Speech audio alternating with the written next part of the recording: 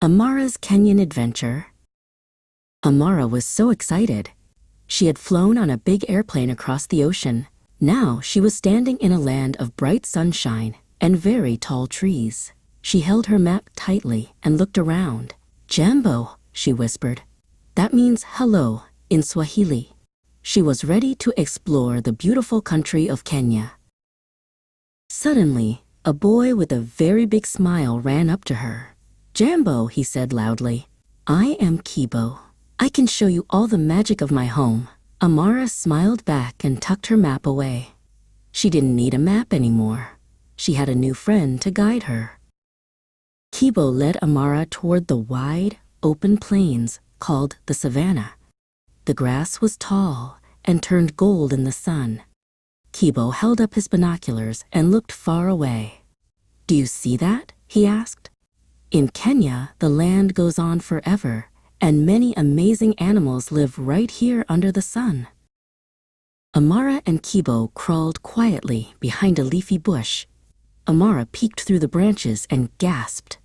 Not far away, a family of lions was napping in the shade. The lions had thick, fuzzy manes and long tails. "Shh," Kibo whispered. "They are dreaming of their next big run." Next, they walked toward a sparkling waterhole. Kibo pointed to a giant footprint in the red mud. It was much bigger than his own foot. "An elephant was just here," Kibo said. He held his arms out wide to show Amara how big and strong the elephants in Kenya can be. After their walk, Amara's tummy gave a little growl. Kibo laughed and led her to a wooden table. They sat down to eat a special meal called Ugali. It looked like a soft, white ball of dough. Amara watched as Kibo used his fingers to scoop up some vegetables. "It's delicious," she said after her first bite. After lunch, they visited a busy market. Amara saw rows and rows of beautiful, bright fabrics. She picked up a colorful cloth.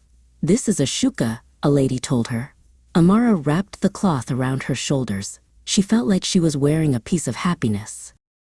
Suddenly, a deep thump, thump, thump filled the air. Kibo was sitting on a bench, tapping on a tall wooden drum. The sound was like a heartbeat. He moved his hands fast, making a happy rhythm. "Music is the heart of Kenya," Kibo shouted over the drumming. Amara couldn't keep her feet still.